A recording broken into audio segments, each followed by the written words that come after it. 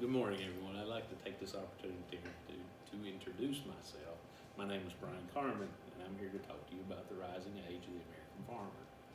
Farming is something that I'm very passionate about, as I myself am a farmer. I, along with my family, raise and sell registered Black Angus cattle that we sell for breeding stock. And this is something we've been involved in for almost 31 years now. And being involved with the breeding and selling of cattle over the past 3 decades has made me aware of something I find very concerning. The American farmer is slowly dying out. And I will begin by giving you a bit of information about farming since the early 1900s, as this will be important in understanding my point of persuasion. Farming in the early 1900s was a family affair, with many American families being farm families for the simple fact that they had no convenience stores and they had to feed themselves. America in the early 1900s was basically an agrarian society. Each household was responsible for feeding themselves. This way of living was changed, however, by the Industrial Revolution as factories and cities began to grow. Many a young farm boy was lured away by the easier lifestyle provided by working in a factory and living in a more urban surrounding. When GIs returned home after World War II, the exodus continued, as many of them sought out city or urban life rather than farming. During this time period, the American farmer had an average age of about 50 years old. The American farmer, according to the latest census, has now reached an age of almost 60 years old. There are many reasons for this, and first of all, the cost of farming is oftentimes more than most people can afford. Each aspect of farming, from land, machinery, and inputs such as seed and fertilizer, are at record costs. These sadly are not the only reasons for the loss of young farmers. We live in a convenient society that wants everything in a microwave fashion. We use mega stores that have the power to underprice the small operators, and companies such as Walmart and Kroger have their own dairies that have thousands of milk cows instead of dozens. Fast food restaurants such as McDonald's buy cheap beef from foreign countries such as Australia and Argentina. The American farmer also faces ridicule from the media, with such celebrities as Oprah Winfrey bashing beef and Congresswoman Alexandria Ocasio-Cortez and her proposed Green New Deal to rid the world of flatulent cattle because they are contributing to global warming, according to her. Armed with this information that you might not have been previously aware of, I will now implore you to take a stand, even if it may be a small one, in some way to come to the aid of the American farmer.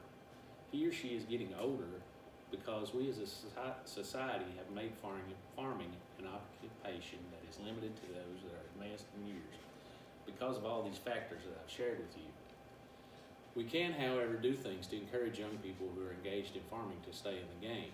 We can buy products that are provided by individual farmers and not those produced by factory farms that have replaced the family farms in our country.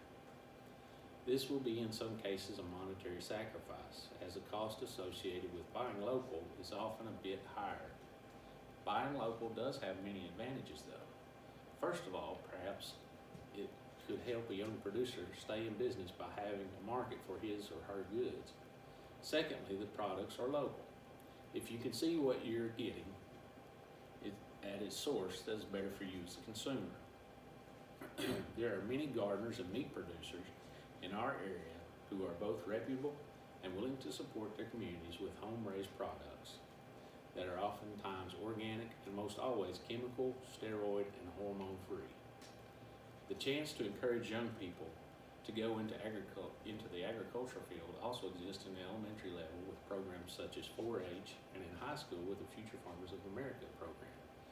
Each of these programs teach children about farming and horticulture, as well as preparing them to pursue further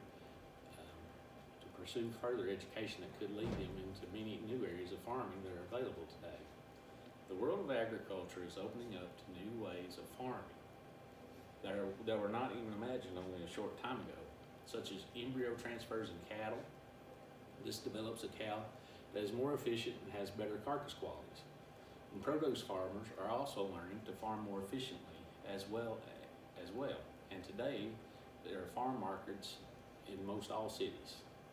These farmers markets offer farm fresh produce and meats that are far better than anything you can buy in the store, in my opinion.